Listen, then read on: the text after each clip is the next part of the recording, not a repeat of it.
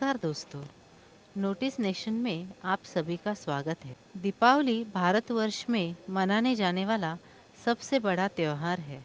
दिवाली भारत के हर कोने में बड़े धूमधाम से मनाया जाता है। यह वीडियो द्वारा जान पाएंगे दीपावली के कुछ रोचक तथ्य। आप सब ये तो जानते ही होंगे कि धनतेरस के दिन सोना, चांदी और बर्तन की खरीदारी करना बहुत ही शुभ माना जाता है। पर क्या आप सब ये जानते हैं कि इस दिन झाड़ू खरीदना भी बहुत शुभ माना जाता है। ऐसी मान्यता है कि इस दिन झाड़ू खरीदकर उसकी पूजा करने से लक्ष्मी माता बहुत ज्यादा प्रसन्न हो जाती हैं और पूरा वर्ष उस घर में विराजमान रहती हैं।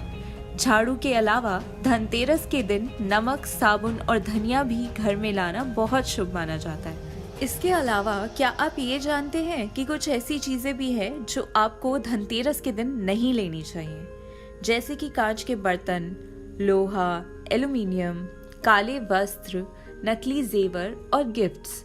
हमें जो उपहार बांटने हैं वो हमें धनतेरस से पहले ही खरीद लेने चाहिए, क्योंकि शास्त्रों के अनुसार मान्यता है कि यदि हम धनतेरस के दिन उपहार यानी कि गिफ्ट्स खरीद कर किसी को दे रहे हैं तो इसका मतलब ये होता है कि हम अपने घर की लक्ष्मी किसी दूसरे को दे रहे हैं। चलिए अब हम बात करते हैं छोटी दिवाली के बारे में।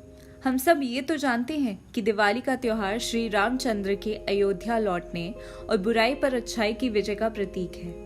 पर क्या आप सब ये जानते हैं कि दिवाली से एक दिन पहले छोटी दिवाली क्यों मनाई जाती है? क्योंकि भगवान श्री कृष्ण ने इसी दिन नरकासुर का वध किया, जिसने 16,000 राजकुमारियों को अगवा किया हुआ था। और इसी वजह से इस दिन को छोटी दिवाली के साथ साथ नरक चतुर्दशी भी कहा जाता है। छोटी दिवाली के दिन घर की सजावट की जाती है, नए पर्दे और नए बेडशीट्स बिछाए जाते हैं, घर को लाइट से डेकोरेट किया जाता है और रंगोली भी बनाई जाती है। लेकिन क्या आप सब ये जानते हैं कि छोटी दिवाली यानी कि नरक चतुर्दशी के दिन नहाने से पहले उपटन लगाना बहुत ही शुभ माना जाता है। अब आती है दिवाली। दिवाली के दिन अपने घर के मंदिर को फूलों से सजाया जाता है और शाम के समय भगवान गणपति और माता लक्ष्मी की पूजा की जाती है। बहुत से शुभ कार्यों का प्रारंभ भी इसी दिन होता है।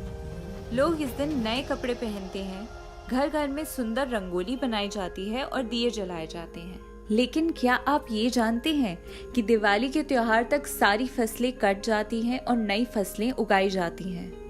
क्या आप सब जानते हैं कि दिवाली हमेशा अलग अलग दिनांक पर क्यों आती है? इसका कारण ये है कि हिंदू कैलेंडर के हिसाब से चंद्रमा के स्थान के अनुसार ही दिवाली के दिन को मनाया जाता है, जो कि कार्तिक मास की अमावस्या को ही मनाया जाता है। क्या आप सब जानते हैं कि औरंगजेब और बाकी के मुगल राजाओं ने दिवाली और बाकी हिंदू त्योहारों पर रोक लगा दी थी? दिवाली के अगले दिन गोवर्धन पूजा की जाती है। गोवर्धन पूजा के दिन भगवान श्री कृष्ण और गोवर्धन पर्वत की पूजा होती है, क्योंकि भगवान श्री कृष्ण ने इस दिन गोवर्धन पर्वत को अपनी सबसे छोटी उंगली पर उठाया था और गांव वासियों को भीषण बारिश से बचाया था। दिवाली के 5वें दिन भाई दूज मनाया जाता है। क्या आप जानते हैं कि भाई दूज के त्योहार को यम द्वितीया भी कहा जाता है? एक पौराणिक कथा के अनुसार सूर्य देव की पत्नी छाया की कोख से यमराज और यमुना का जन्म हुआ। यमुना अपने भाई यमराज को अक्सर अपने घर खाने पर बुलाती थी, पर कम समय के कारण यमराज अपनी बहन के घर भोजन के लिए नहीं जा पाते थे। कार्तिक शुक्ल द्वितीय को यमुना अपने भाई को अपने द्वार पर खड़ा देखकर बहुत खुश होती है। अपने भाई यमराज का स्वागत करती है और भोजन करवाती है। तब यमराज ने खुश होकर अपनी बहन से वर मांगने को कहा, तो यमुना ने कहा कि आप हर साल इस दिन मेरे यहाँ भोजन करने आया करें, तथा इस दिन जो बहन अपने भाई को टीका करके भोजन खिलाए उसे आपका भय ना रहे।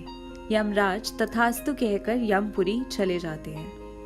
ऐसी भी मान्यता है कि जो भाई भाई दूज के दिन यमुना में स्नान करके पूरी श्रद्धा से अपनी बहनों के घर जाते हैं और तिलक करवाते हैं और वहां पर भोजन करते हैं, उन्हें और उनकी बहन को यम का भय कभी नहीं सताता। आशा है कि यह वीडियो द्वारा आपको दिवाली के बारे में अलग स्वरूप की जानकारी मिली होगी। धन्यवाद।